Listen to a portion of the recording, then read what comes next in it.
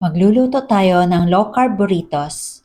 Sa isang mixing bowl, maglagay ng coconut flour, then add green dahan psyllium husk.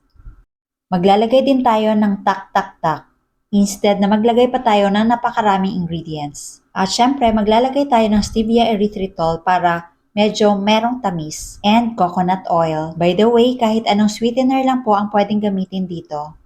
Then mix very well. Ang list of ingredients ay ilalagay ko sa last part ng video na ito. Ngayon, gradually add hot water.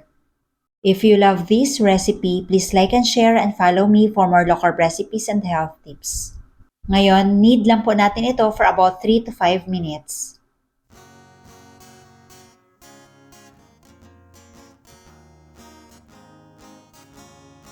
Saang tindahan, low carb essentials ay kumpletong matatagpuan.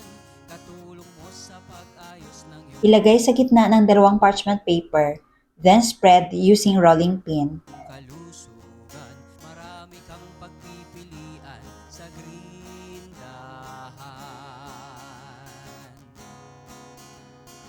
Baking essentials, condiments, nuts and seeds, healthy oils, coconut products, Pwede po kayo gumamit ng kahit anong size ng molder. superfoods, herbs and spices, low-carb breads, kakanin, at may sugar-free ulam pa.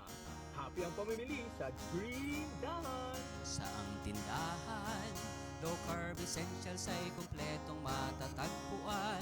Katulong mo sa pag-ayos ng iyong At ulitin lang ang procedure hanggang sa maubos lahat ng dough. Ito na po yung mga nabuo natin. Ngayon, lulutuin natin sa kawali at low-medium heat. Nag-spray lang ako ng coconut oil sa pan at ilagay yung wrap. Kapag medyo nag-brown na po yung isang side, flip lang po para pantay-pantay ang pagkakaluto. kalusugan.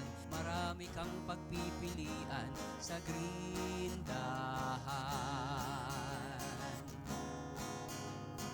Hahanap-hanapin O di po ba, ang tibay at very flexible. tatang kiligin ng Green Dahan. Hahanap-hanapin tatang kiligin. At ngayon, assemble na po natin. Ang ginamit ko po dito ay ground beef. Pero depende po sa inyo kung anong gusto nyo. For added texture, naglagay ako ng shredded cabbage and cream cheese. Pagkatapos, fold lang po at balutin sa parchment paper. At ito na ang ating low carb burritos. 'Di ba? Ang ganda.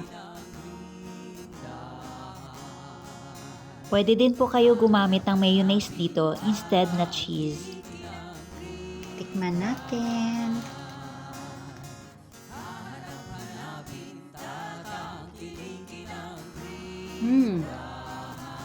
Sobrang sarap talaga. Cheesy, meaty. Ang sarap. Tapos alam mo yung merong crunchy texture pa dahil sa shredded cabbage. Ang sarap talaga. Promise, you must try this.